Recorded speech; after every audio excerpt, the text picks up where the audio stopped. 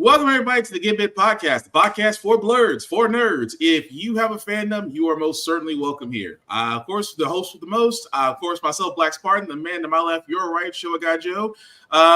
Too hot, can't comedy. Yeah, it definitely is hot, but how you feeling, sir? Too hot, can't comedy.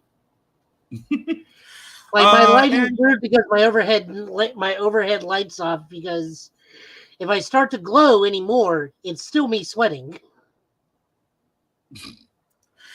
With that being said, guys, we are a little bit older. Sometimes language does fly, but at the same time, we do try to watch it. And also trailers. Sometimes trailers we play on here may have a little too much something for younger viewers, so viewer discretion is advised. Although, let's be honest, it's pretty fun. So we do have some trailers and some news for the week. To start with, we might as well start with the marketing master genius, Ryan Reynolds, because only he can make The Bachelorette and Wolverine somehow relatable in a commercial. If you haven't seen it, well, here it is. I can't do this. Oh, no. Yes, you can. What the hell am I even doing? You're explaining to Bachelor Nation why our movie is the perfect date movie while holding this. Oh, I love the smell of sunflowers. I'm not doing either of those. Yes, you are, because you are a confident, powerful person, and 18 to 49-year-old women are super important demo for us. No cap. What? No cap. What does that mean? It's what all of my fellow Gen Zers say. Slay, FR, trauma, Genergy, 4-hour work week, quiet quitting. Look, the point is... I'm out of here. All right, stay off camera. I'll handle this. Hey Nation, Deadpool here again to tell you that our movie has everything you love. We really zoom into complex relationship dynamics. There's ample amounts of cheeky humor, and in the end, well, I'm not gonna lie, it was quite a payday for us. You promised me The Bachelorette was coming. I made a lot of promises, buddy, and I'll tell you, you are delivering. Come again. Again, how is it that, I mean, for reasons beyond my comprehension, Deadpool and Wolverine is definitely going to be the movie that everybody wants to see. Of course, we do know that's coming out very soon, a couple of weeks from now, July 26th. Commercials and marketing aside, it's going to be everywhere. So, I mean, there's really nothing more I can say of that, except that I'm looking forward to the next commercial that's going to have those two in it. But Joe, I mean, what more can we say to this? The fact that, you know, if you have a commercial, why not have Deadpool or Wolverine or just Deadpool behind it? You muted, Joe. I'm guessing no cap means no butt, or no Captain America butt. So we'll go with that. We'll run with that. Yeah, no cap, no lie. I always love it. I love when you see a Canadian use American slang. It's just like, and then they really go into we just need that 1849 demographic. It's very important to us. I love that part. But no, again, what more can you say about Deadpool except if you haven't seen the DiGiorno's commercial, that's out there too. But aside from that, speaking of Marvel, we do have some trailers, including I want to start before we get to Captain America and get our thoughts on that. We do got to talk about Agatha because, well, if you haven't seen her trailer for Marvel's Agatha all along, you should definitely be interested, especially if you're a fan of, let's see, what do they say? Hocus Pocus, Witches of Eastwick, Death Becomes Her, The Craft. Anyway, you'll get the references I'm talking about once you see the trailer. But Joe, anything you want to add to that before we play it? Reminds me of The Evil Dead. That also. Anyway, here's Marvel Television's Agatha all along.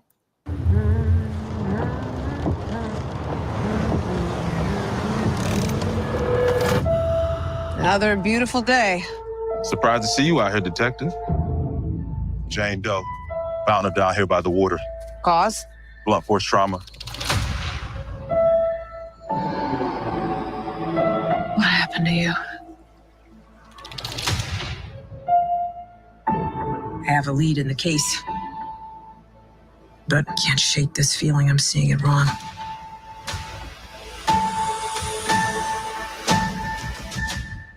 Is this really how you see yourself? That witch is gone, leaving you trapped in her distorted spell.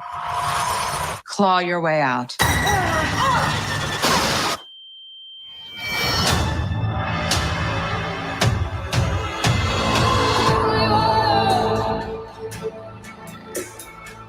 I miss the glory days.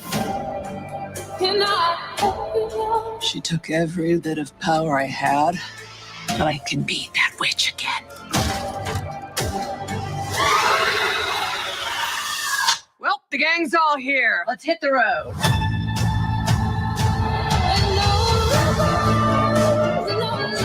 I'm gonna walk the witch's road. The road is a death wish. Join me.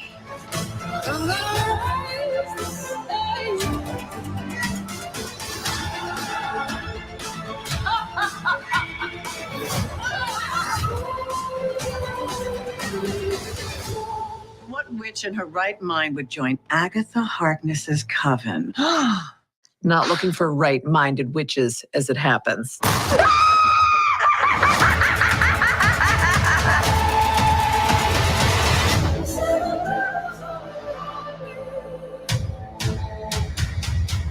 Sweetheart, you okay? Oh my God!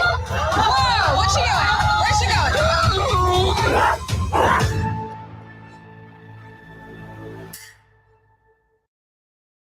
Okay, so that, guys, was the trailers for Marvel Television's Agatha All Along. As you can see, a 2-episode premiere, September the 18th. I'm hooked, and I'm going to be honest. I am so proud of Disney/Marvel actually taking risk.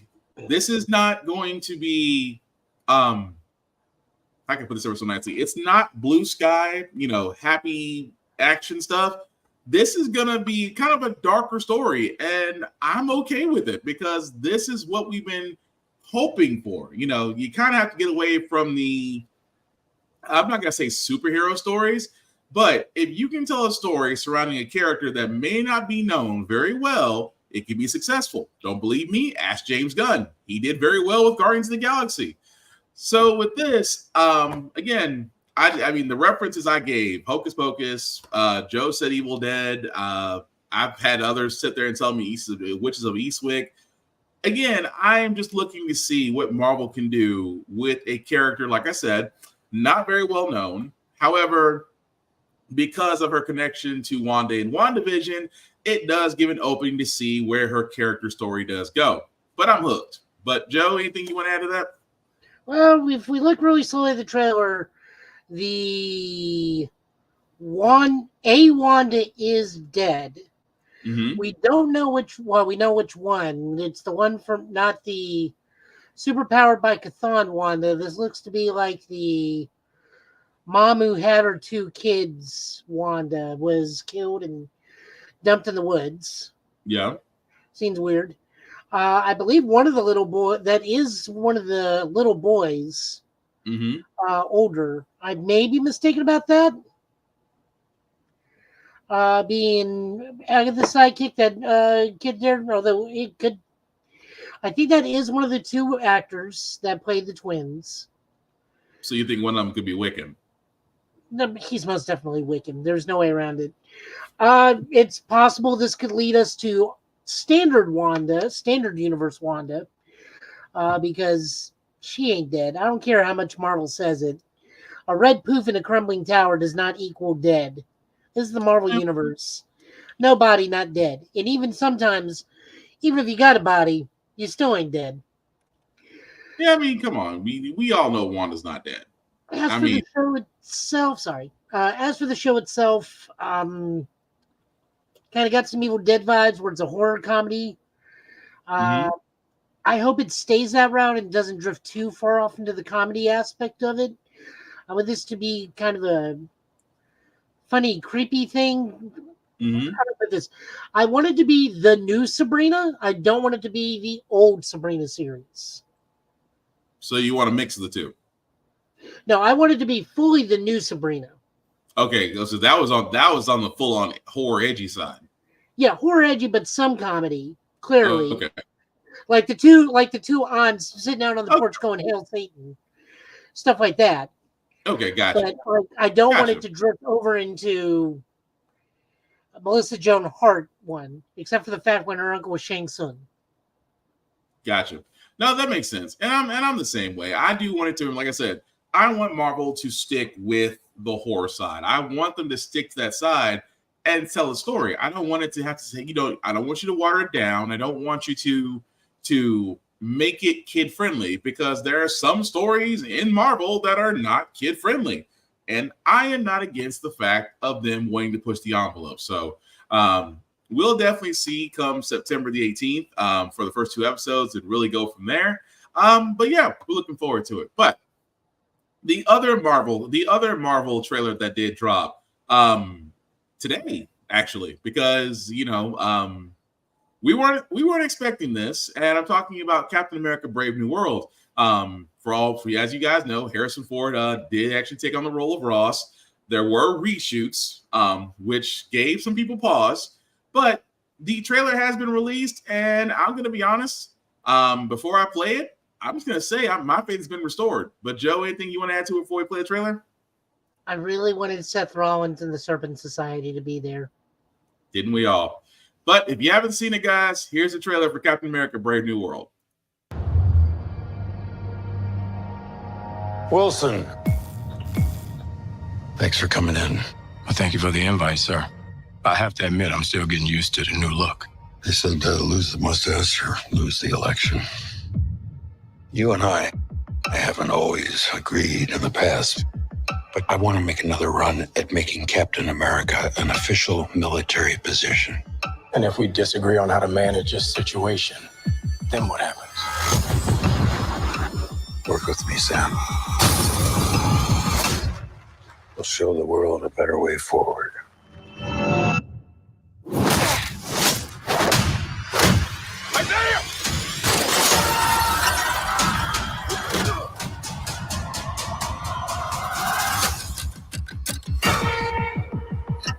Sir, your inner circle has been compromised. Either you can't see that, or you don't want to. What if it's a trap? Global power is shifting. You're just a pawn.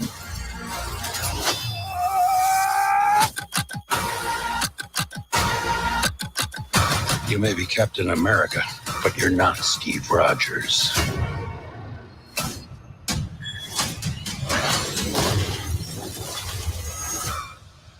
You're right. I'm not.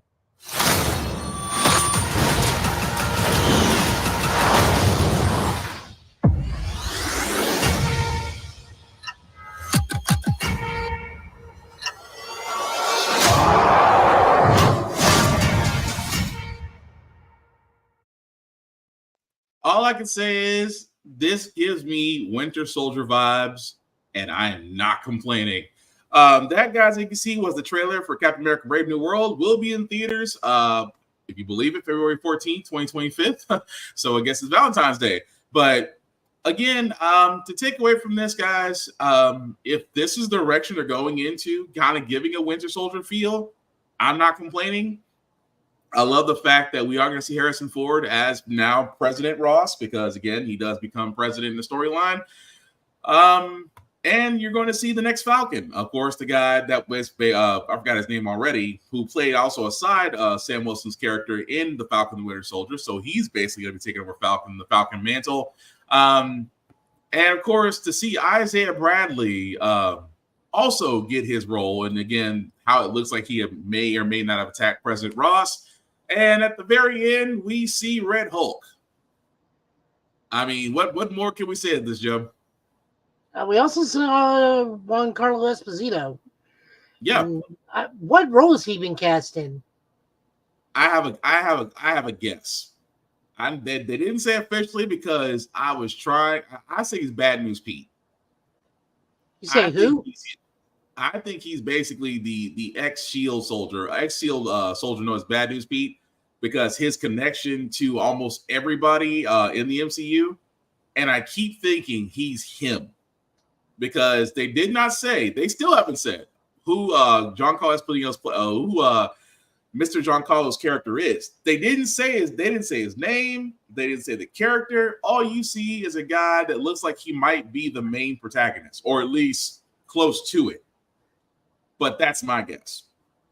Because like they said, because according to Mr. Esposito, he said, nobody will really figure this out At the same time, he also has a television series. So this movie is not the only thing he's going to be in.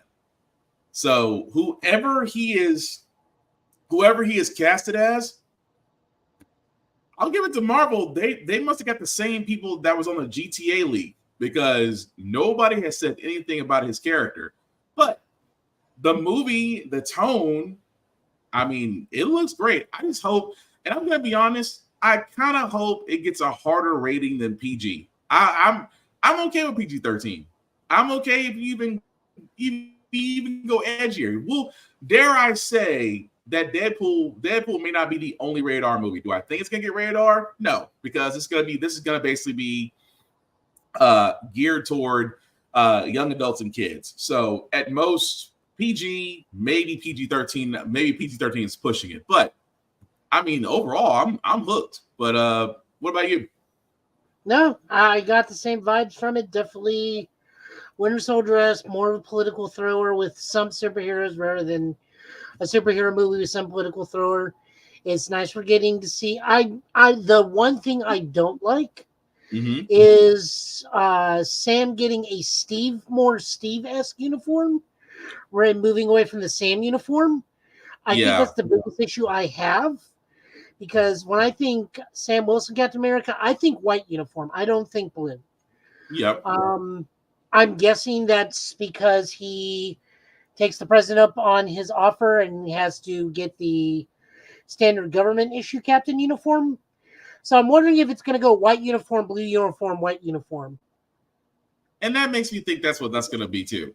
Because I said the same thing. It's like, when you saw and let's be honest, it's the Wakandan suit.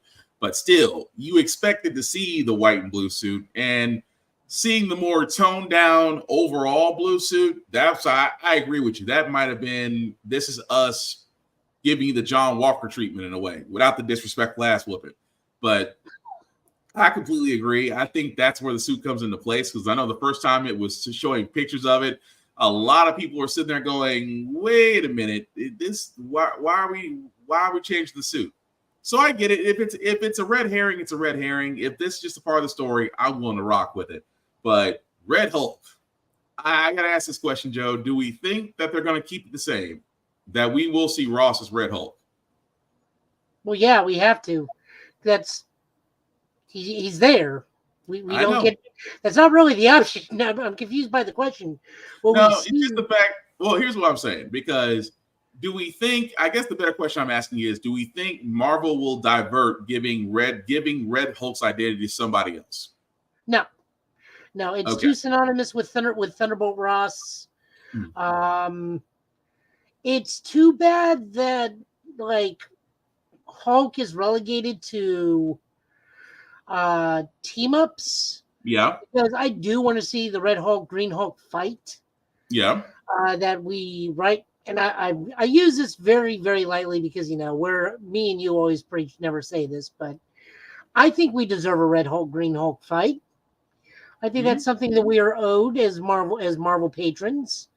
Yeah. I don't say that lightly, again, because we preach never say that, but but it's okay to be honest. We do want to see a Green and Red Hulk fight. We do want to see it. Definitely want to see Vietnam Cap go up against Red Hulk.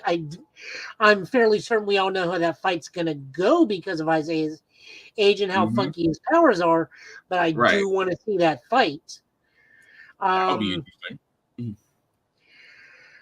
I mean, this definitely will lead into Thunderbolts, because I guarantee you if he remains president, he's going to all right, government-sanctioned Avengers out, government-sanctioned team, Thunderbolts. Yeah, it would make sense. Although Thunderbolts is Thunderbolts still slated to come out in 2025 or 2026? They've gone through so much stuff, I'm not sure anymore, but still, this does have will probably have heavy repercussions moving forward in the Earth scale amount of the Marvel Universe.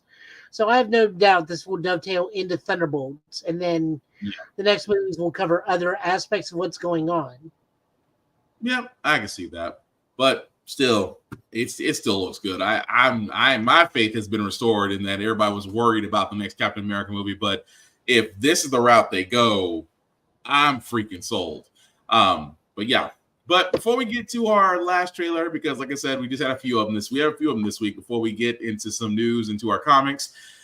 PlayStation Plus people, because I can say that now because I have a PlayStation 5. I just haven't had a chance to play it. But you PlayStation 5 people, the new catalog for July starting, these are all playable July 16th. So that would be sometime next week. The games that are going to be available on Premium and Extra, the Jackbox Party Pack number 9, Remnant 2, Mountain Blade 2 Bannerlord, Crisis Core, Final Fantasy VII Reunion, and Pathfinder. I'm going to scroll down for that one. That's too small reading. Let me just scroll down to what that one is. Thank you. Pathfinder, Wrath of the Righteous, and No More Heroes, along with Traveler Strikes Again, No More Heroes Complete Edition, Deadcraft, Steep. Wow, I haven't seen Steep in a long time. And also on the PlayStation Premium VR Classics, you have Job Simulator, Summoner. Ooh, wow. That's a long time ago. Ratchet & Clank Size Matters, Jean d'Arc.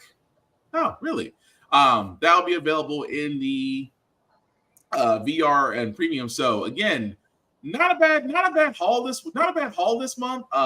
We got some banger stuff this month. Yeah. I need to play Remnant 2. I've been hearing nothing but great things about it. Jackbox, if you've done a Jackbox game, they're just fun. They're fun to play with Party Pack. Let's just be honest. You're just there to play a non-sponsored version of what's that one card game? Everybody that's hyper offensive. Cards Against Humanity. Yeah, you're just there to play a digital version. Turn whatever game you're playing into a Cards Against Humanity game. That's all it is. Yeah, still fun though. No More Heroes, because I just remember that. I just remember that from Nintendo. That was fun. I really want to play 3. Say what? I really want to play 3.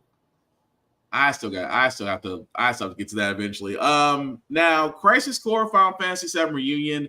I still want to play that. I have yet to have a chance to play that, so I'm looking forward to that. And Pathfinder, again, I can't speak on that, and I can't speak on Mountain Blade 2 Bannerlord, but I can assume if they're in the catalog, somebody plays them. But all of these will be available depending on your PlayStation Plus subscription, July 16th. Anything we want to add to that on that one, Joe? Well, we can segue by talking about subscriptions into our next big news item. Oh yeah, if you're a Microsoft fan, you're gonna be mad. Yes, because Game Pass, the one thing that we basically told Microsoft that you got right, the same thing that we told Microsoft, hey, making day one games available on Game Pass was actually a great idea. The fact that you sat there and saw PlayStation go through all these tier subscriptions and looked and laughed and said, haha, you're basically trying to do what we've done.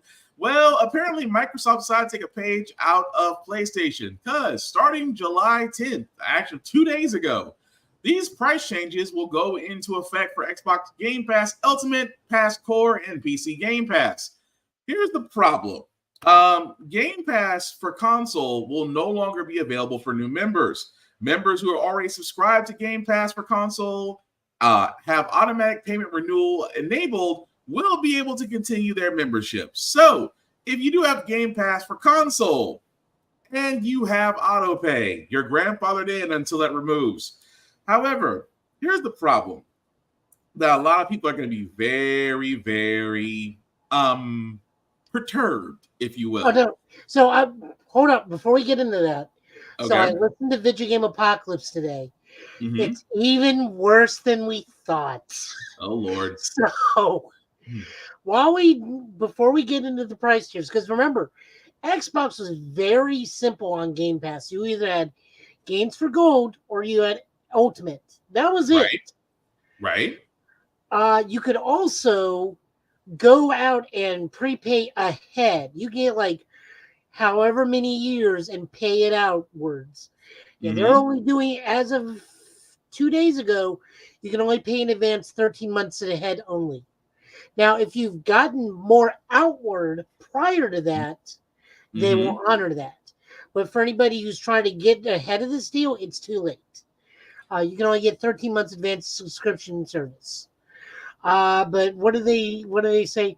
This basically was the net, and I'm quoting Video Game Apocalypse. God bless those guys. They do the hard work, so I can just copycat them here on the show. But I will always at least credit my stuff.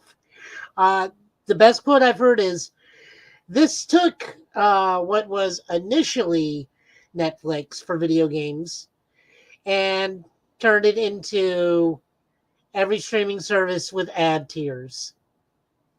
Fully agree with that. Fully agree with that analogy. I fully agree with it. Because yeah, it's that bad. And this is the thing is, if you don't believe me, let me just read off individual tiers of this. Yeah, the tiers is what's going to kill you. So, Xbox Game Pass standard tier for new members, $15 a month, will not include access to day one releases, EA Play, Game Pass for PC, and cloud gaming. $15 a month, and you only get access to the library. However, the library is limited if you cut out EA Play and Game Pass for PC, which means that you cannot use this for PC gaming. And forget saves because you don't have access to cloud gaming. For $15 a month, Game Pass Ultimate will be going.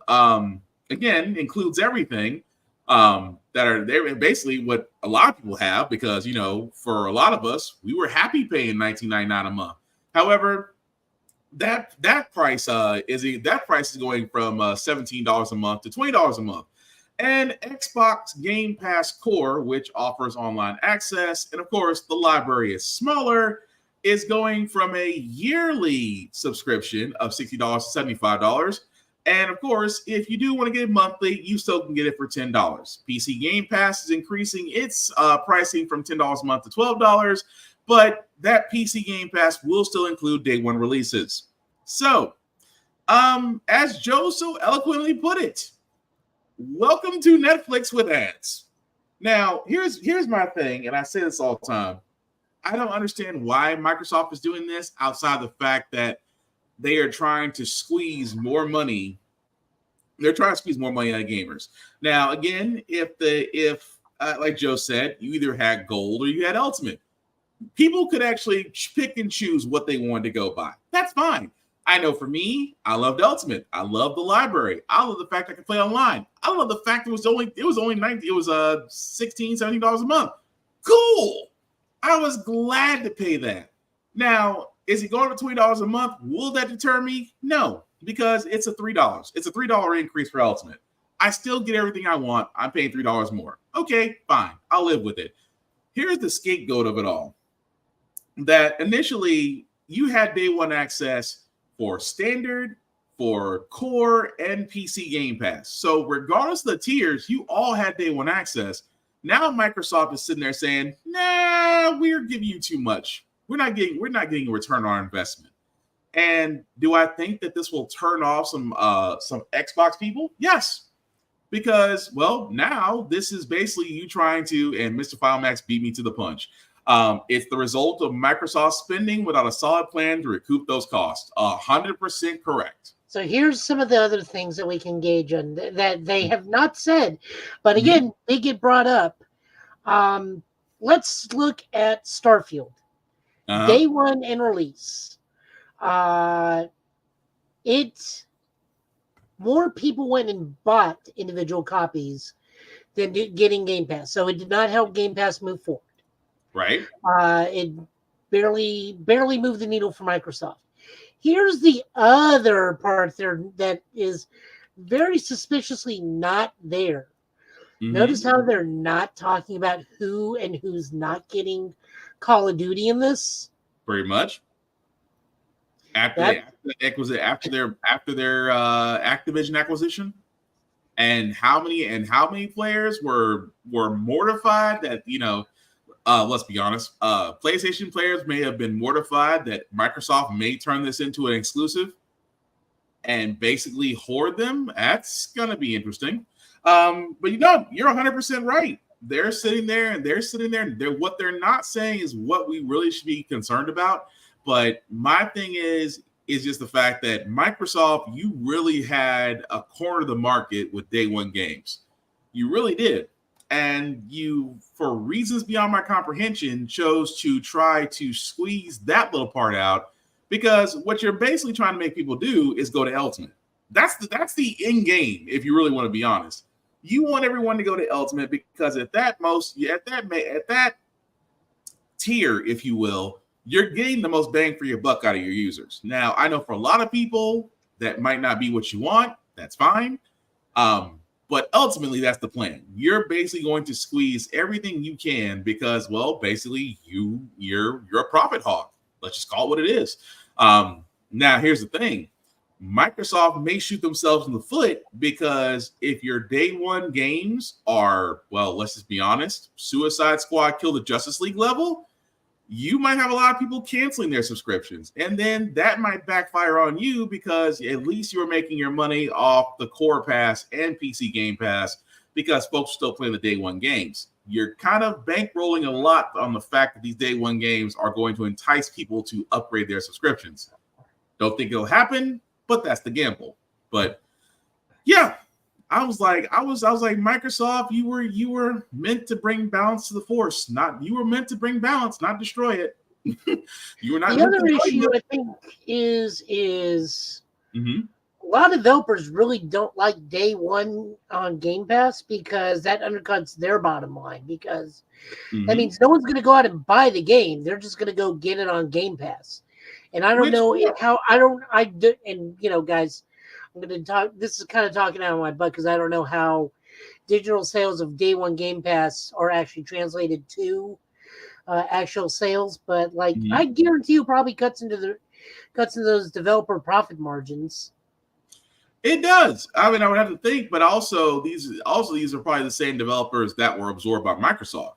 So you know, that's also that too. But I just think at that moment, this might be a little bit of them being greedy, really. But they're banking on the fact those day one games are going to keep people enticed. Will it? Will it not? Remains to be determined. But again, dang, Microsoft, of all the things you could have done, that's what you do. Yeah, you can see why people might be slightly miffed at you. But again, we'll see. But moving right along, guys, to like I said, not a lot of news this week. We do have one more trailer, just because we weren't expecting Captain America, Brave New World. We were not expecting Gladiator 2. And I'm going to be honest with you, watching this trailer, I might actually watch it just because Denzel Washington basically played Training Day Denzel Washington in a Roman movie. You'll see what I'm getting at very soon.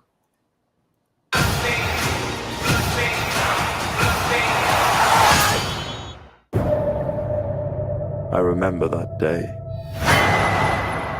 I never forgot it. That a slave could take revenge against an emperor. Where were you born? I don't know. I never knew a mother nor a father. You will be my instrument. Who are you?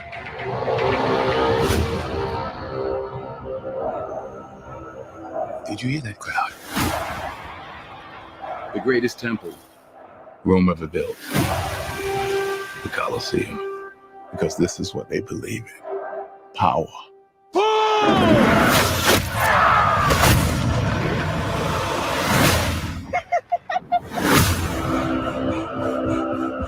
General Acacius, there are victories yet still to come. Rome has so many subjects. She must feed them. They can eat war.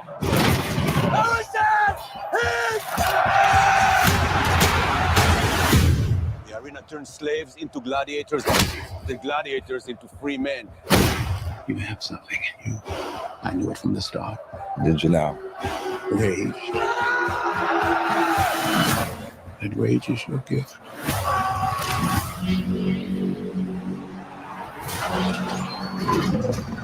This is about survival! Survive! Hold together, and when it charges, break for the wall.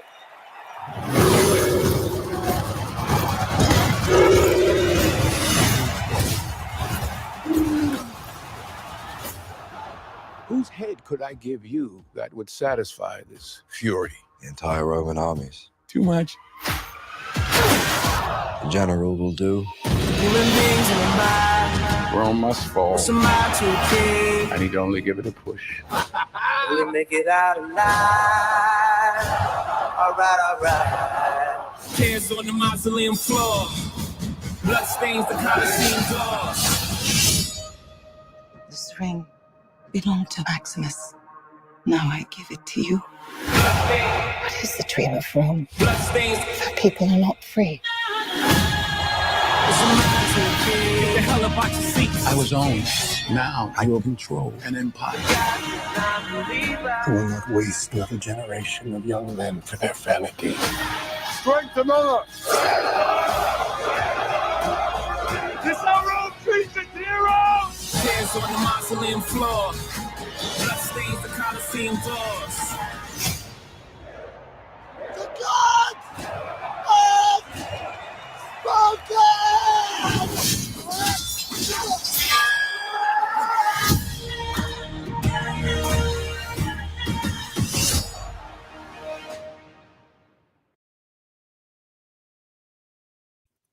Oh, sorry guys. So that was the trailer for Gladiator 2. As you can see, will be November 22nd. Now, again, I have sat there and said that, I was worried because I love the first Gladiator. I thought Russell Crowe did an amazing job. I thought Joaquin Phoenix played a great villain. The fact that I think it was almost now 4 or 5 years ago, give or take a number, that Ridley Scott wanted to do a sequel to Gladiator 2, and everybody's like not really sure where you're gonna go with on this one. Trailer does look good. I kind of got Training Day vibes because Denzel was kind of like, I just want to just overthrow the empire, and you got an unknown character that apparently really remembers Maximus, and Mr. Final Max is kind of curious how they got from Gladiator to the sequel. Me too. Just because of how the first one ended. But I'm gonna be honest, the action looks great. I'm willing to give it a shot. Come November to watch it. But Joe, any thoughts on that? That new character's name is probably going to turn out to be Judah Ben-Hur. Judah. I was gonna say. I thought you were gonna go with Spartacus for a second, but no. Oh God! I just He's got his own problems. I mean, it would be interesting and corny at the same time, but still. But no, it does. I mean, like I said before, it's gonna they're them explaining the story, the sequel wise and how it relates to the first one. Yeah, that's gonna be a little hard to pull off. Is the action gonna be there? Yes. Who doesn't love gladiator fights? I mean, they have to go extreme. I mean, the first one was tigers. This is now with rhinos. We're gonna see. But again, I'm just looking forward to it. But yeah, Joe, anything else you want to add to that besides Denzel just being Denzel? Why is this even the thing? Hey, look at it this way. We could have another Winnie the Pooh murder movie. Oh, beats having a cowboy movie, so sure. I'm just saying we could have what they call that, Blood and Honey, Blood and Honey Part 2. I think we could have that made into a comic that's crossing over with the Bambi horror movie. I still want a Where's Waldo serial killer movie. That's just me. That to me makes sense. Why not do a character that you have to find, and he finds you and he kills you? The mystery goes on. It's like Freddy Krueger with a picture book. It writes itself, but I digress. And you're right. They did put a boat in the Coliseum, and then that actually showed in the trailer too. But yeah, it just looks like it's going to be over the top, and that's fine. I can dig it and work with it. Also, like I said, we don't really have a lot of news outside of possible Double Dragon coming out, but we don't really have a lot of news on that. That's just kind of been put out there in the verse to see who actually gets attention to. Inside Out 2 was actually a good movie. I actually went to go see it with kids, so that was definitely fun. And yeah, college football, EA Sports is going to be making its way back. That's going to be that. I can't wait for the chat rooms on that one. But there is one other thing I did want to talk about, Joe, before we go into comics, and I wanted your opinion on this. X-Men, and then it just popped in my head. X-Men 97. Again, actually, I'll take this back. That was a terrible segue. X-Men 97 actually has a new writer. This writer was Matthew Chauncey, who actually wrote for Marvel's What If. He's actually going to be taking over season 2 of Marvel's X-Men 97, which has been very well received. Because Bayo de Mayo, which we all thought he was coming back, we all thought that he was talking with everybody after each episode, giving everybody homework to actually, get prepared for the series, which we did find out that, he's not coming back. So Matthew Chauncey is taking over for the next season, and it seems that they've already done some rewrites as they're setting up for season 2. Now, here's the one thing, Joe, I wanted to ask you, because again, we talked about X-Men 97 on here from beginning to end. We both thought it was great. Because now it's got a different writer. And don't get me wrong, Marvel's What If series has been great. Should we be worried that we're not going to get the same caliber of writing, or is it the fact that, hey, this guy's already proven himself, let's give him a shot with this? Well, DeMayo already did season 2 and gave a lot of the scripts and outline and drafts. So my question is we know where season 2 starts.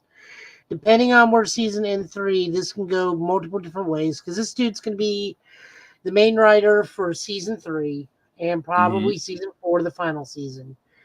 So, it's just kind of dependent on how season 2 ends and what they set up for the coming down the road.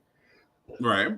This guy's fine in the grand scheme of things. He wrote decent stuff, what material he was allowed to use, because, guys, you have to have permission to use certain things and whatnot, because Feige does have a continuity, is a continuity snob, even though he's wrong about what world this is. But, both me and Ms. Marvel will always be there to correct him.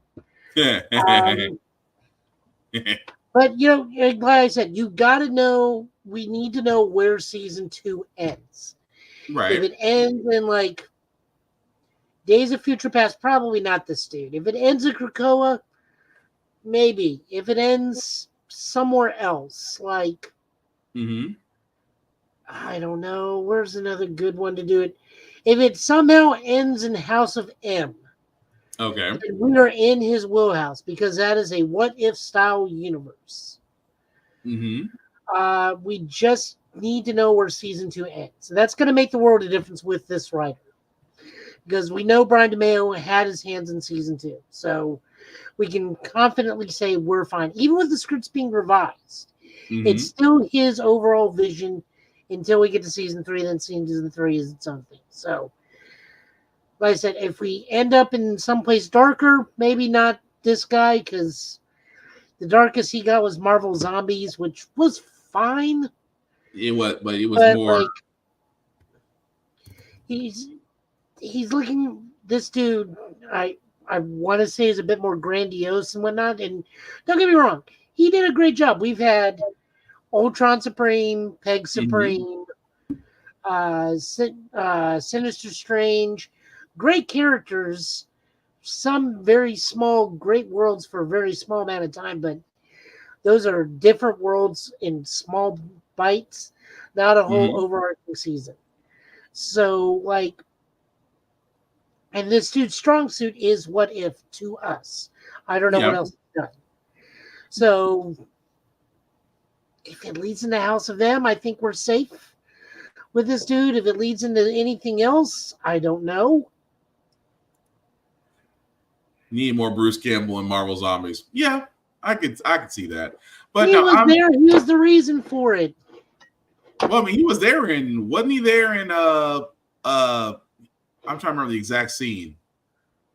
Right before Captain America showed up as a zombie, wasn't he the person? Wasn't he the one voicing one of the characters? Probably, but I mean, in the comics, Ash is the reason for the Marvel Zombies. Yeah, he is.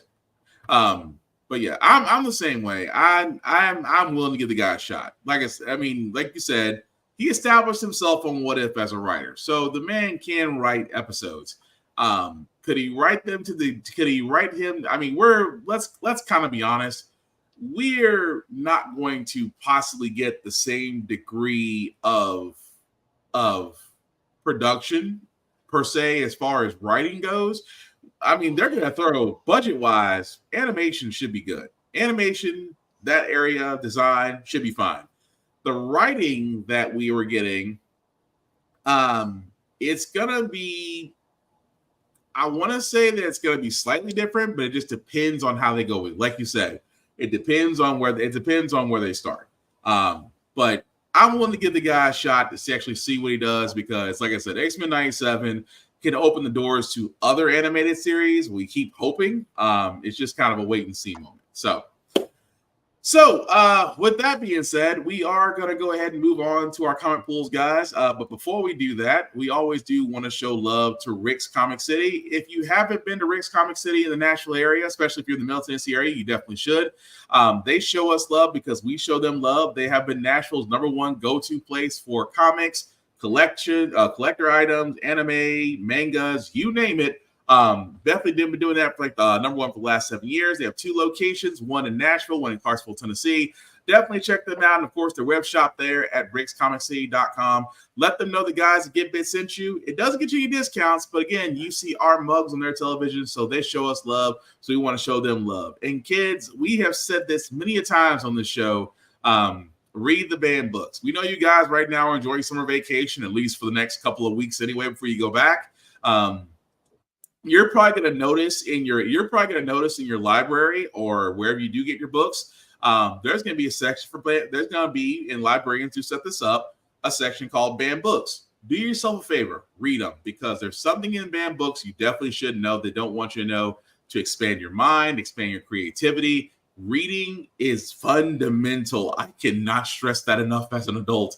So please, guys, read the banned books. Support your local libraries. Support your local comic book stores. And if you're in the Nashville area, definitely support Rick's Comic City. Trust me, you will miss these places once they're gone. But Joe, I see that you're setting up so much for the comics, right? Are we not talking about Blerdcon? I was going to kind of say that toward the end, but okay. I was just like, why are we not talking about it? It's in the title. Yeah, that's more of a plug, but I was saving that toward the end. just because again, our other partner, Tafari TV, he's currently at Blerdcon. So again, if you are in the Washington D.C. area, definitely check out Blerdcon. It is happening right now. If you do see Tafari TV or Chris Fury or Lady Mandalore or Geek by Heart, just some of the names that are associated with us in Blerd's Eye View, definitely check them out. Say hi. Be kind. Don't make it creepy. That's all I'm asking for. But again, Blerdcon is going on. If you don't know what Blerdcon is, let me just show you guys really quickly. Blerdcon is a con that is currently going on in Washington, D.C. Basically, the term is Summer Madness. It just started this Friday, July 14th, and will go on until Sunday on the 14th. You can definitely still purchase your badges there, guys, and you can go onto their site at Blerdcon TV, or you can go onto the Blerdcon. You can actually go onto the Blerdcon site on YouTube, and there's actually a stream going on right now through Blerd Station that you can actually watch interviews and things of that nature. So if you're not able to make the Blerdcon, or if you're not in the Washington, D.C. area, definitely go to blerdcon.com, look up Blerdcon on YouTube, and you'll be able to see all the festivities, interviews, and things of that nature. So definitely check it out. But again, if you are in the Washington, D.C. area, guys, I implore you, check it out. Again, if you've never been to a con, you highly should. They're definitely fun. So, but yeah. But with that being said, we're going to go ahead and move on to our comp pulls of the week. So I see, Joe, you're queued up. Whenever you're ready, sir.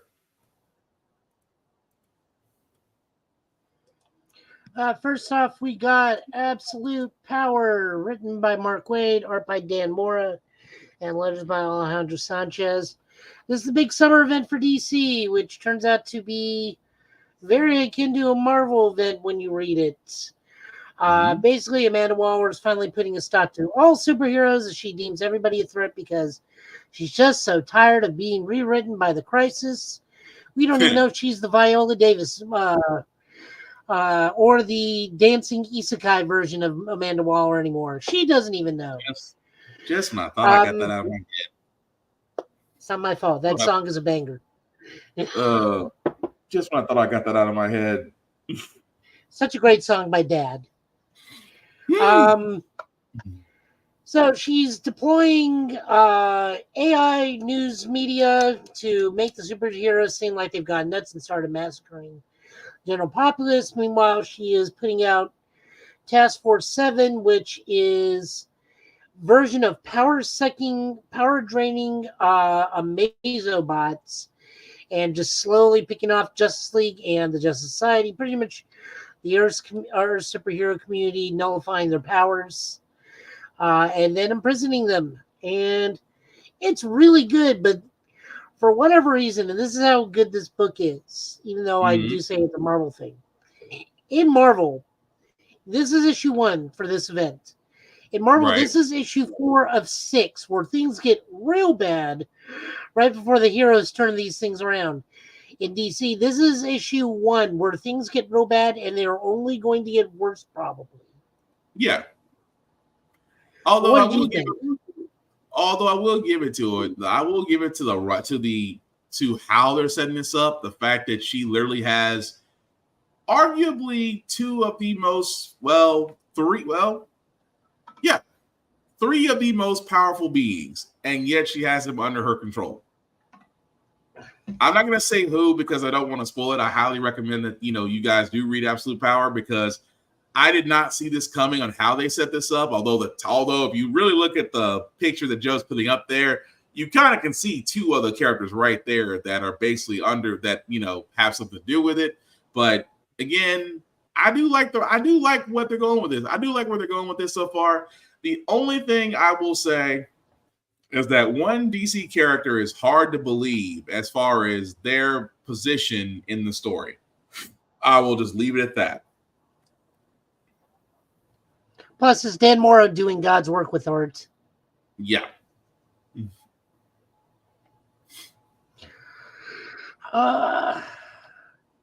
Okay. I missed one page, but we are looking at the cover for. We are looking at the interior for Task Force number 7. Task Force 7 number 1. Last Son. Each issue is going to be about one of the Amazobots. This is based around the Superman Amazobot, known as Last Son. This is written by Leah Williams with art by Caitlin Yarsky and colors by Alex Gumries. Basically, Amanda has deployed the Superman Amazobot Last Son with Parasite against Parasite's will and consent to the Rock of Eternity to ensure that they have full control over the Rock Eternity and all of its magical contents, as well as to ensure the capture of Billy Batson and the Marvel family. Good fight. We learn what's probably going to be the undoing of this entire bout, because while fighting Black Adam, it seems like the Last Son has murdered Parasite. And he starts to feel bad about it. And Agatha's like, oh, when you take their powers, you don't just take the powers, you kind of take other attributes. And man, nobody likes anybody dying worse than Superman. Right. But, I'll say good book. This kind of hints at what will be the undoing of all the Amazos or Waller's plan potentially already. But, that's just hinted at. I enjoyed it. Oh no, it was definitely that. Like I said, I was worried at first because again, whenever DC does some sort of crossover event, we didn't really need another Night Terrors, and Infinite Crisis is either hit or miss. But I do like Absolute Power. I do like where it's going with this. I just hope they keep that pace up. I hope. It's a very small amount of time too, so it's not like Night Terrors where Night Terrors interfere with every book. Right. Like just ground all the storylines to a halt. Like in these books, like we're about to look at Green Lantern. Green Lantern's overall story is still moving forward. It's just Earth is dealing with absolute power, but everything else going on in space is still the Green Lantern story. Gotcha. Yeah. So at least it doesn't feel like everything's tied into one event. So that makes sense. Yep. Speaking of which, Green Lantern number 13, absolute power tie-in. Mandalore has King Shark beating the crap out of Hal Jordan because they're trying to learn how Hal Jordan had even got a ring and powered it. This is written by Jeremy Adams with pencils by Fernando Parson, ink by Auclair Albert, and colors by Ramon Fernando Jr. So on Earth, Hal is captured and depowered. We don't know what happened with Carol. In space, Jessica Cruz catches up with Psylocke, and we see that Kyle's in the corner looking a little colorful as his uniform is literally shifting colors of all the rainbow. That man's about to become a White Lantern again. There's no other way of saying this. We are also... Someone did something to Koger, so Sinestro's still pissed, got the red ring, and now we have a new Lantern Corps being introduced. It's the Great Lanterns, the Corps of Sadness. I'm willing to give it a shot. So here's how I defend this. Here's how I will defend this. Sadness is an emotion. Yes. As much as I like the White Lanterns and the Black Lanterns, life and death are not emotion; they are states of being. I mean, I'm not disagreeing with you. I'm not, but sadness as a great, I'm just like, you know what? I'll give it a shot. Maybe it gets explained. Maybe we see more of a demonstration. I'm willing to give it a shot. Yes, I mean, I'm fully on board. We have not, I mean, guys, we have not had a new Lantern Corps introduced since Robert Venditti took over and made the other Lantern Corps, or, well, actually made the Yellow Lanterns an official thing. Right. But we have not had a new corps introduced since the Robert Venditti era, where all the red, the blue, the pink, the violet, the indigo, all that stuff got introduced. So, you know, a new corps coming in, that's fine. Sadness is an emotion that tracks. It's part of an emotional spectrum. Sadness is on the range of emotions, so you know. So we get. Does that mean their anthem is that one Black Parade song from whatever? Welcome to the Black Parade by My Chemical Romance. Yes, that's it. I can see that. It's like every time they come in, just like that music immediately starts playing. Oh, at least the piano. I can see that. Heck, actually, you know what? I think we might get the writers' ideas. It'd be like the Different Sports Evil Incorporated theme song. I can kind of see that, but I can see just why is there a piano playing every time we enter the room? Hey, y'all enjoy the Black Parade, in this case, the Great Parade. But no, I can see that. That would actually be kind of funny. And then we also get some other stuff. We learn what Theos, the president of the United Federation of Planets, what his big plan is and how he got raised and whatnot. Overall, a good issue. I like where things are going in the Green Lantern, but now it's finally starting to turn around to where I enjoy it because it's focusing on a greater aspect of the universe. I just don't like it when it's only focusing on, and it doesn't even have to just be Hal. I mean, even when it was Kyle, the book was about Kyle and Jen, or Kyle and the rebuilding the Corps, or Kyle, John, and Jen, or Alan. Like, I like when the world is about a universe or the Corps. I don't like it when it's about a single lantern. And even when it's Hal, I don't like. We all know my thing with Hal and thing, but like, I like that the book is moving more, not away from Hal, but expanding beyond just Hal. Yeah, I can go with that. We do know your hatred for Hal Jordan, though. Yes, I cannot stand him. He is so one note.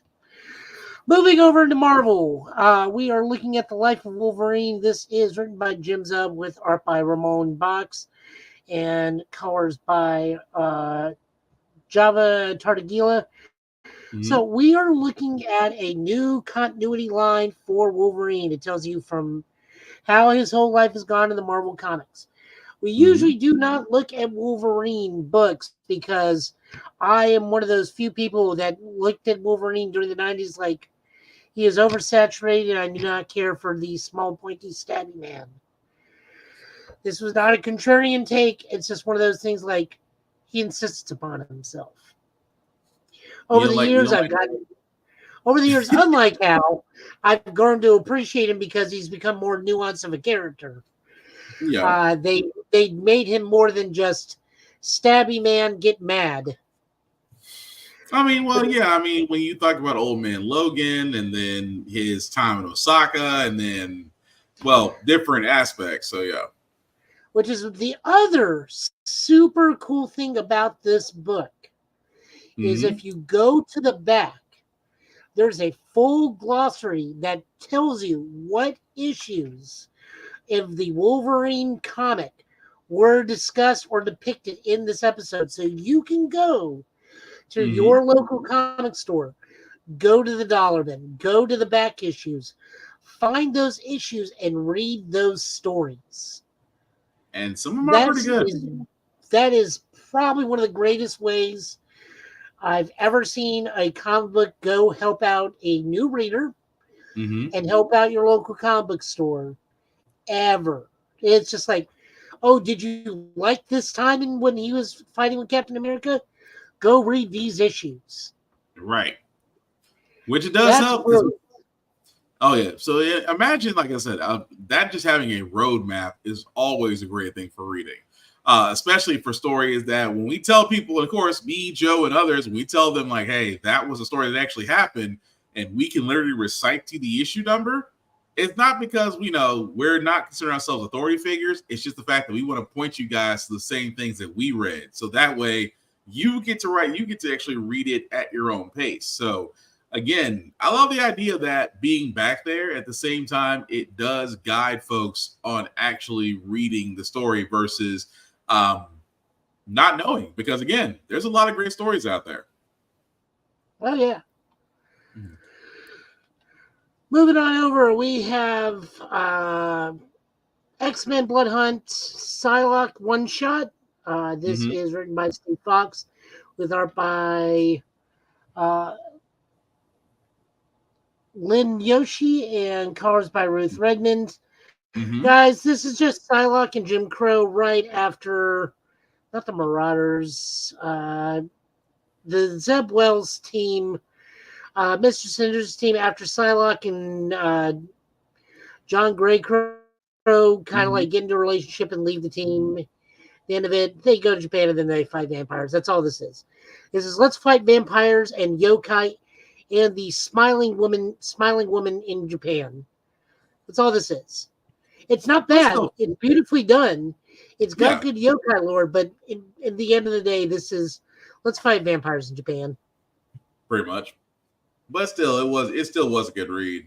And the fact of I can't remember the guy's name to save my life, half metal, half guy. I can't remember his name to save my life, but love his take on everything. Like, yeah, I'll stay here with people. You deal with the smiling slit half snake lady. Just that was funny.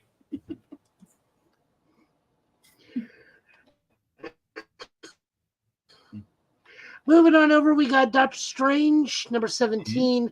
This is also Blood Hunt Time. This is also the penultimate issue of Doctor Strange because after issue 18, we're moving forward with potentially a different Doctor Strange book or a different book involving Stephen and Clea because there's potentially he may not be the Sorcerer Supreme at the end of Blood Hunt.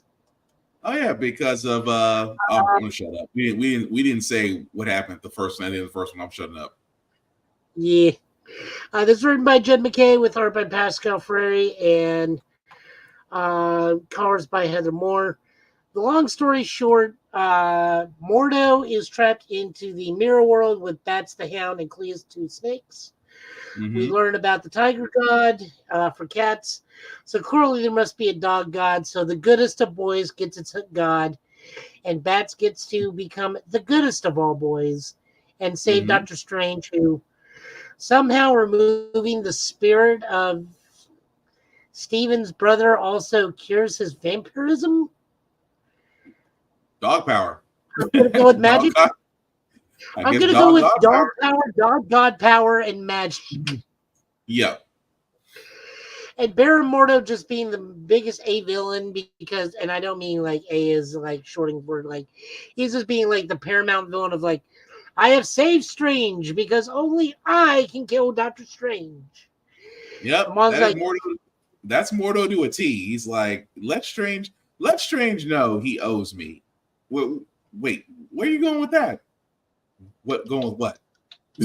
just let Strange know I've saved him. It's just you didn't do okay. That's still funny. Yeah, that's pretty much what this issue was. It wasn't bad. It's fun to see Bats get like his biggest payoff ever because Bats the Ghost Dog is probably one of the best new additions to the Doctor Strange universe. Is this a really good issue? I'm going to be completely honest, not really, because it is so out there, and they really needed just a quick write out of how to get Steven to not be a vampire for obvious reasons moving forward. That they never really solved it. But it was funny. I mean, you gotta admit it was hilarious. Like the goodest of all boys is how you cure vampirism. But I mean, if you want to read it, it's fine. It does tie into Blood Hunt very loosely and abstractly, but still it does. And we'll see what happens in the next issue on this one. So, moving on over, we got Moon Knight #0, The Fist of Khonshu. This is written by Jim McKay with art by Alejandro Capuccio and colors by Rachel Rosenberg. Okay, guys, so this is pretty much a primer that gets you caught up with all the Jed McKay series and sets you up with what's going on currently so that in September when Moon Knight starts back up, you're caught up. But this is a book that's used to get you caught up, or this is also serves as a great jumping in point for new Moon Knight readers. That's what this book is. Which it was a good introduction, especially of everybody currently with the Midnight Mission, and then eventually, still talking. It's almost as if Khonshu's kind of doing how can I put this ever so nicely? Khonshu is giving just a current where are we now in the Moon Knight story. So I will say that, but no, you're right. It's a good catch-up issue if you've never read Moon Knight or you haven't been keeping up what happened previously as far as his fight with the Order. But yeah, it's a good starting point if you did want to hop back in. Moving on over, we have Annihilation 2099. This is written by Steve Orlando, which we will be interviewing very soon, like in a couple weeks, very soon. Art by Abram Robertson and colors by Niraj Menon. We get to look at the Nova of 2099 as he comes to the aid of a small town being assaulted by symbiote, a space gang that is being taken over by symbiotes. We learn the identity of this new Nova, which I don't really enjoy who they picked. I understand the reason why they picked Wolverine to be the last Nova or the new Nova, but I disagree with that. I feel like we're in 2099. It could have been anybody. It could have been a descendant of Richard Rider. It could have been Sam. Well, maybe not Sam Alexander himself because he would be in his 80s by that point. But like family of Sam. Again, this is just where I feel Wolverine. They use Wolverine when they just don't want to make a new character. But The costume is very cosplayable, and I probably will try and get this done at some point. But Yeah. the story is good. My only issue is that it's Wolverine as one of the last Novas. But that's about it on that one. I do dig it. There's also an issue 2 floating out that just came out that deals with Star-Lord of 2099, who's a space Wakandan Empire refugee who's taken up the name, and she's fighting Quasar the Living Sun. But like this issue, really good, really fun story. I just don't like that it's Wolverine. Nova with claws. Yeah, he pops the claws after he runs out of Nova Force. Mm-hmm. It's just, I admit, it's weird. It is weird. It's fine. Like, the Annihilation thing is great. And again, if you need 2099, you just call Steve Orlando. My, like I said, the biggest issue is just that it, for whatever reason, it's Wolverine. And the weird thing is I won, and I'm gonna ask him this because the last time we saw Nova in 2099, Nova was Conan. Yeah. Because remember, he was cursed to live forever until the soil beneath his feet burned and went into the space near the sun and tossed the earth, and it burned his feet, and he got released from everything. So I wonder if they had to use Wolverine because they couldn't use Conan. Probably so. I mean, I'm gonna ask what is that possibility. Yeah. It's a good possibility that may actually been the entire case. I'm gonna have to ask Steve why it was Wolverine. But no, good space book. I enjoy it. It's my issues with it. Nice. Well, speaking of new things, brand new X-Men. The X-Men have restarted. This is written by Jed MacKay with pencils by Ryan Stegman, ink by J.P. Mayer, and color by Marty Garcia. Our X-Men are Cyclops, Beast, Magneto, Psylocke, Japanese Psylocke, Kid Omega, Temper, Magic, and Juggernaut. We get reintroduced to a brand new team of X-Men. I like some of the new uniforms. I like that the assault team only consists of Magic and Juggernaut, and they constantly play rock, paper, scissors to see who gets to drop in first, even though the only two on the team. That's still fun. I love it so much. Temper I'm not too familiar with, but I know she was around at one point during the Jean Grey, during the Wolverine, when the two schools split between the Xavier Institute and the Jean Grey School for Higher Learning that Wolverine ran. Yep. We do see that the man in the chair is Magneto, being Magneto from X-Men 97, telling the nice people of Alaska, is like, we saved you. Don't make us regret us saving you. Don't let me let you down. I'm sorry. When reading that, that's what went through my head. Don't let me let you down. Pretty much. Meanwhile, the rest of the team are over in Orchis base because they detected 7 mutant life signs. One of them is Wolverine, who just pretty much just tells Cyclops, yeah, I'm not doing this X-Men stuff for a while. I'm out. I'm getting my own book. I'm not part of any of the teams. I'm out. Although the whole fourth echelon, fourth class, cannibalists. Okay, that's different. It's like, that's a little different. So Orchis is making their own mutants where it's adults that attain mutant powers, which is bizarre. We maybe due to organ harvesting, because Wolverine you can basically have a whole organ facility out of Wolverine. But pretty much good start off. Jed MacKay knows his X-Men because, again, Jed MacKay remembers everything. Yeah. But I like this version of the X-Men. I'm excited to own it. I like this team. It's a good team mechanics. My only real issue I have with any of this book is how they drew Beast. It was very bizarre drawings of him. Beast looks like he went to Halloween with eyeliner. it looks like he went a little bit overboard with the eyeliner. Yeah, that was my only issue. I like that Cyclops is full of positive reinforcement for Juggernaut. That was funny. It's like, yes, we know you're Charles's brother, but you can still do good. You're good. I am so proud of you right now. Still, that it's odd, but it's funny.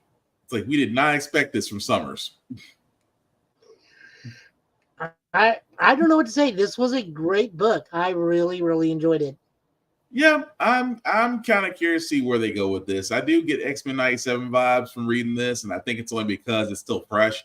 But yeah, I'm willing to give this a run. This feels like it's going to be a good one.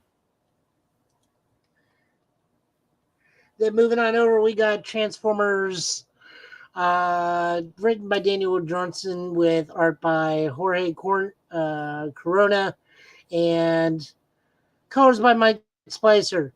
So let me tell you about how horrific Shockwave is, and why there's Lucifer, there's Satan, and then there's Shockwave. Go ahead. I just like you laughing at this because you know I'm right. Mm-hmm. Go ahead. I've been making this joke for a while, but this issue illustrates my point on why Shockwave is worse than the devil. So the Autobots are finally found a steady way to repower their unit, repower other people. Mm-hmm. They break the news to Wheeljack that they lost Ratchet in another fight. Other things are happening. Decepticon land, they're also finding a way to power their other friends back up. I feel really bad for Ravage. I really do, because Soundwave is like, great, we can repower and restore and repair everybody. We can get Ravage, and Shockwave just takes Ravage's body and is like, you can do better. We can make you new Cassetticons, and like starts taking Ravage over to a metal grinder to be recycled. I'm like, this is how they get them to turn. This is how Optimus gets Soundwave to turn. He finds a way to fix Ravage. That's like still everybody is just like crapping on this poor Panther cat. It's still messed up. He's like, he had great intentions, but I'm like, not the way you want to go about it. We also learned about Beachcomber, who is much like in the actual G1 cartoon. Total pacifist, got taken out early in the fight, just decided, you know what? If everybody's asleep, they're not fighting, meaning I get peace and time. So he's basically been on Earth all this time and has Astro Train weighed down by chains, who Astro Train is in this weird spot of, I feel bad for him because he doesn't want to do any of this. But at the same time, he will kill Beachcomber if he gets the chance. Pretty much. He even sympathizes with Spike. It's like, look, I'm only doing this because I got roped into this because I want to be told where Megatron is for revenge. I actually have nothing against you. It's like, this other guy, though, I will kill him if he slips up. Like, I will absolutely murder him. You got to admire the honesty, though. You have to admire, it's like, you know, I will take him out, but I got a reason. You're all right, though. Meanwhile, back to Shockwave. He was like, look at the whales, look at the life of the ocean around us and its majesty and everything. I got a giant tube feeder right over here that's going to mulch him and turn him into living energy. And like, and then you see him turn it on, and blue sperm whales and every sea life being sucked into it and immediately mulched to make energy, to make energon for everybody. Make energon, right. Still, wow. It's like, and there's Shockwave. Meanwhile, Optimus, Ultra Magnus is back. They somewhat repair Ultra Magnus. Alita One's back on Earth, is now on Earth. They're trying to figure out how they're going to rescue Cliff Jumper and Jazz. And to that point, I'm like, I think it's too late for those two. When they find them, bad things will happen. I'm just gonna leave it at that. Just gonna You leave know, it the at poor that. Combaticons, too. I even feel bad for the Combaticons in this. They're like, I think it's Onslaught and Brawl, and Brawl's lost close to his lower half, and their Onslaught's like, once we get you back to Cybertron, we'll fix you. By the way, Shockwave has installed Cybertron in orbit around the moon. That, you know what? Nope. Not touching what's in football. Nope. Again, this is a wonderful issue and only reinforces why Shockwave is worse than the devil. What did you think? It was interesting because I did get the idea that they were trying to cover some gaps, but you know, the moment you said Shockwave was worse than the devil, I was like, I know exactly the part you were talking about. But no, overall, it was a good issue. I'm gonna give it to him. I was a little bit worried as far as it was gonna reach a lull in the story, and it has not. So yeah, I'm definitely digging Transformers Run so far. So probably book of the week for me is probably going to be X-Men. It barely squeaks out Absolute Power just because some of the comedy in there and some of the other stuff and how it ends and whatnot. And plus it's X-Men, so a little bit biased. I did read Spider-Man. It's still bad. Still got awful. But does it have a different artist? It does have a different artist. The art looks pretty good. They are advertising that Joe Kelly is going to be writing some sort of Spider-Man event called The 8 Deaths of Spider-Man, which will apparently be happening after the Amazing Spider-Man run. Can Spider-Man just not have a run where misery doesn't follow him? Are you not familiar with the Parker Luck? I mean, I get that, but it's just like, can we just be different for one day? For one run, let's be different. Yeah, we are. It's called Miles Morales. Damn. I set that bar of expectation. Just that that was on me. I set that bar of expectation right there.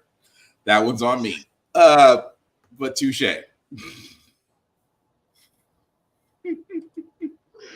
But no. I also read Bailey the Spider Boy. Again, that character insists upon himself, but it's fine. We get to see Japanese Spider-Man for a hot second. They still doing advertising? He's still advertising? He still tells people him and Bailey switch, so Bailey's tripping through the multiverse. I think they're getting ready to say is like, oh, Bailey is over here in this world, not in our world. He's literally in the world next door. But for whatever reason, he falls into Japanese Spider-Man's world where he's piloting Leopardon. And it's like, it's the greatest thing in the world. How do I use the sword? Just say the name of the sword. And then he murders him. He's like, oh my God, I killed him. Did he have a family? Is there anybody I got to contact? It's like, Japanese Spider-Man just goes like, no, he's a monster. They like pop up once a week. We don't mourn these things. They're made from an evil organization. That's still funny. Oh, Japanese Spider-Man. Anyway. But thank you, Joe, for the comic book cool, sir. But as we wrap this up, you want people to know where you're doing and what your if you've got something going on, or are we back on Show Guy Joe? How we doing? Tafari and I have posted something on Show Guy Joe. We're watching Ultraman stuff because Tafari is, as of the 58th anniversary of Ultraman, which actually was Wednesday, watched his first Ultraman. So he got exposed to that. You can go see that video and reaction there. We're either going to watch Ultraman Arc episode 2, or we're going to watch the first episode of Ultraman Blazar, which I call Caveman Ultraman, because he is Captain Unga Bunga in that series. Nice. And we'll see how Tafari likes that, but he's enjoying it. So I'm glad we can move forward with that stuff. I'm playing Monster Hunter religiously right now. Also some Zenless Zone Zero, not a bad game. Just saving up, hoping to get the pools I want. Not the ones people you're going after, because I don't care if you're S rank or how great your game makes your game. If I want a different character, I'm going to try for that one. Other than that, no, I've just been on there. Show Guy Joe for YouTube, Joe Italian last name for Twitch, Joe Italian last name for Twitter. I'm talking to some fun people on Twitter now. It's fun. It's nice. Learning things I should learn. Oh, and also, Joe did mention during the comic book pulls that he will be interviewing. I'm sorry, what was the guy's name again, Joe, that you'll be interviewing? Orlando. If you don't know who he is, one very, very important in the comic book world. At the same time, also gives great deals on comics. Actually, no, Joe told me. Joel told me when he was at the con. So again, want to give him a shout out to that. And of course, can't wait to see his interview with Joe and Tafari come this August. We'll definitely be on our Give It podcast show and also on Show Guy Joe as well. But I'm sorry, Joe, I didn't mean to cut you off. Anything else you want to let people know about? I'll be with the Ghostbusters almost all month. We're going to be at the Brick Festival tomorrow. The Lego, not Lego, but like not quite Lego Festival tomorrow. Over the programs. Block something? Block Festival or something like that? Yeah, Building Block Festival. Because it's definitely not Lego. It's the other stuff. Yeah. So I'll be there with them. The Nashville Horror Con is coming up. McFoley will be there, which is the only reason I'm going. The Gallatin Comic Con, I'll be there because that's got the Henry Winkler will be there, so I get to go meet the Fonz. Hey. Nice. All right. Other than that, I'll just be around. Cool. Well, as for myself, guys, before I do get to myself, shameless plugging as usual. I did want to bring up Blerdcon again, just because, again, I know that we had shown you guys that it is going on right now. I want to show you guys that also on YouTube. You definitely can get live. Once it's live, it's actually not live now. But come tomorrow, you will see a live feed from Blerdcon. So you can definitely go to Blerdcon on YouTube. Or if you are in the Washington, D.C. area, definitely check out Blerdcon there, as they will be there all weekend. Again, it is a very, very, very fun con. Enjoy yourselves. Enjoy others. You'll see some of my crew, some of my folks from Blerd's Eye View out there. Again, tell them hi. Have fun. But if you're not able to go, definitely watch it from the YouTube site. Also, blerdstation.com, guys. I cannot stress this enough. Also there at Blerdcon. Definitely check them out. As we keep saying, this is the place for Blerds and people of color to really bring the content here, to watch it, to have it as our own. Again, $10.99 a month. Support us through the Blerd's Eye View Affinity membership. Any member there, including myself, Black Spartan. $10.99 a month, 36 months, guys. For 36 months, you do get the ability to own a piece of Blerd Station yourself. That's a deal you just can't simply miss. And these folks, a part of Blerd Station, are there at Blerdcon. So if you do want to reach them out in person, just look for their booth. I believe it's on the second or third floor of the Hilton building, but you definitely can't miss them. As for myself, guys, you can usually find me, Black_Spartan615 on the socials. I'm usually a very friendly person. I just have one rule. Don't be weird. I will talk about anything, current news, video games, wrestling, things of that nature. But again, don't be weird. Block buttons still work. And again, I'm not in it. We're trying to be social. We're trying to spread fandoms, things of that nature. But again, don't be weird. That's all I'm asking for. The link that you're seeing at the bottom, I'll make that just a little bit bigger for you guys to see. If you copy and paste that link into your browser, it'll take you a link tree for the YouTube and Facebook groups for Get Bit Podcast and How I Probably Got Here, my other podcast show that happens every Wednesday at 7 p.m.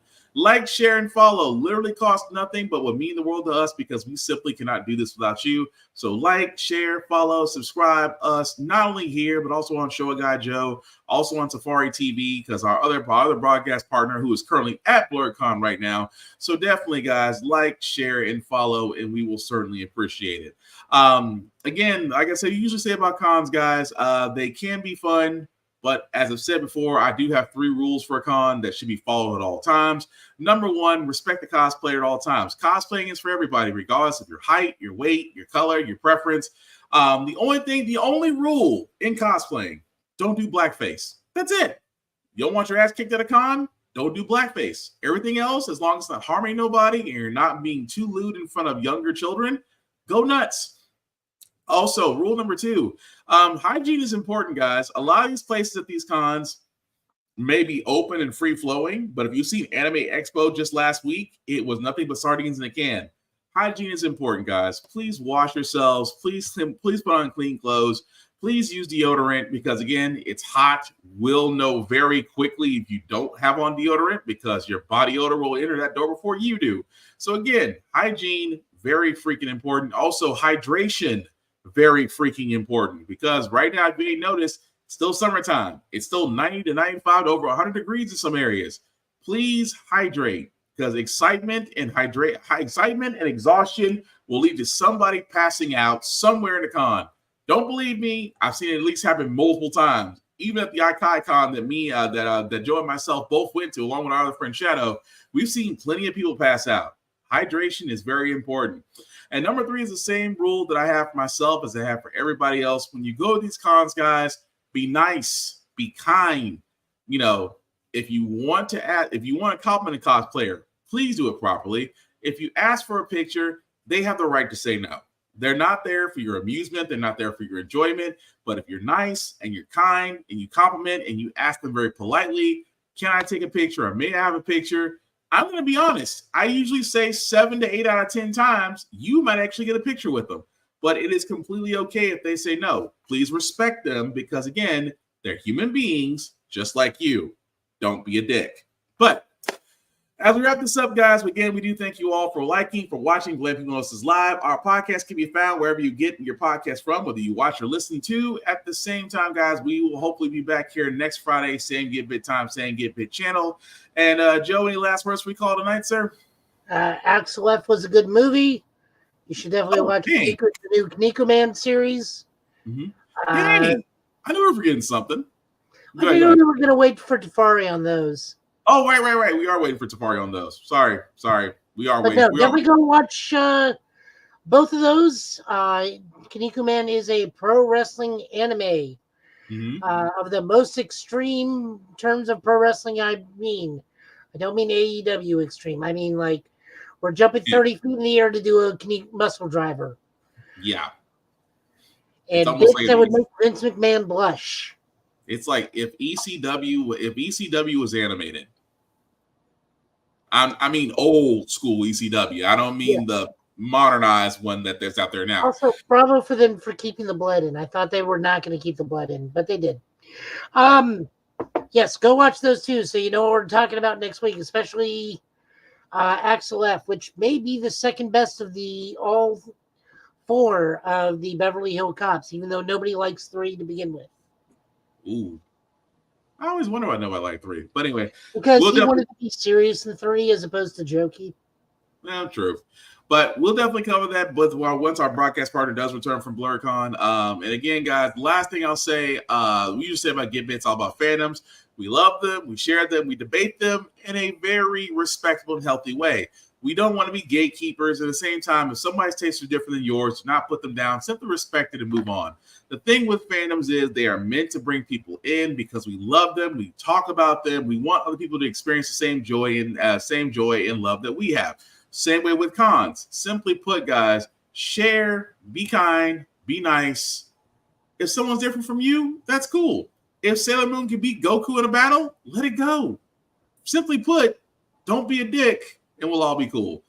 Thank you all for watching, guys. I've been Will. He's been Joe. This has been the Get Bit Podcast tonight. Again, please hydrate. Please stay safe. I know with the hurricane situation, a lot of people are kind of without power. I know right now with the heat going on, please hydrate. Take care of yourselves. Look out for each other. And we'll see you all, guys, again next Friday. Peace.